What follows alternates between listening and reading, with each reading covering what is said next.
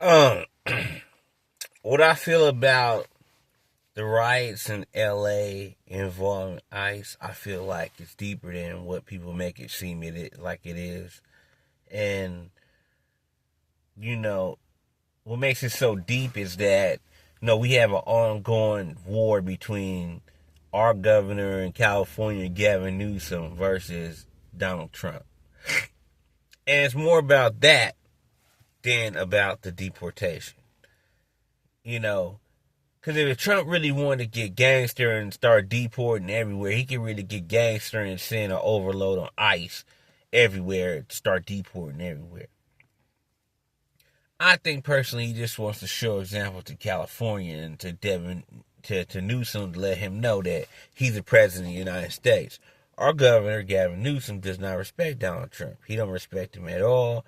They go back and forth about things that Gavin Newsom did, the wildfires, things burning down, California getting taxed the most money, all types of stuff. And he comes at Donald Trump talking about how Donald Trump, janky businessman, bad person, racist, all types of stuff, get ICE out of here, get ICE out of our country. Now it's come to the point where he is threatening to uncitizenize California from USA. Do I agree with that? No, that sounds crazy as hell. But if they decide to desensitize California, decitizenship California, and merge with Mexico, that'd be God's gift to Earth. That'd be God's gift to Earth for California. And I would love that to happen. That'd be God's gift. It'd be just like the golden gates that they're talking, the golden roads they're talking about, the buttery roads in the Bible. That's exactly what it'd be talking about if that happened. But who knows? It's an ongoing beef, an ongoing battle. I never know when. I don't know when this is going to end, but this is going to continue. And I'm sorry that the immigrants have to be, casualties of war, but somebody has to be a casualty of war. And that's what life is about. Somebody has to be a casualty of war. They're just casualties of war.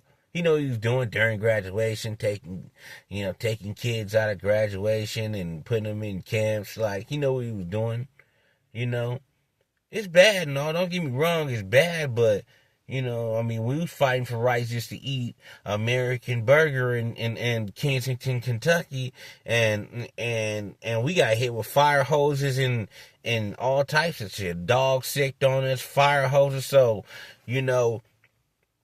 and that's all we wanted was a burger. Just take a white girl out just to eat an American burger with pickles and cheese. So, I'm not saying that the deportation is bad. I ain't saying the detention camps are bad, but it's not forever. They don't leave me in detention camps for years and years. Most of the people in there did 4, 5, 6 days. My life was horrible. I understand that, but it's going to change. You either going back to Mexico or you staying here till you go back to Mexico. In Mexico, I don't understand because we got a whole bunch of people fighting for Mexicans for the wrong reason, not because they're going back to Mexico. They fighting for the whole wrong reasons. Oh, who's going to fix my yard? Who's going to, who's going to work at the fast food restaurants? These are all the wrong reasons you're giving me for taking up for Mexicans is the benefits of having one. Now, I love Mexicans because Mexicans are the fairest people in the world. The fairest people in the world. You know what I mean? They know we love tacos. They made a Taco Tuesday. Every Tuesday it's a deal. A worldwide deal for tacos. Taco Tuesday. That's a fair deal, my man. They're pretty fair in business on the street. They're very fair in business on the streets. Give you fair deals. They're very fair with you as far as friendship. You cross them, they cross you because it's only fair.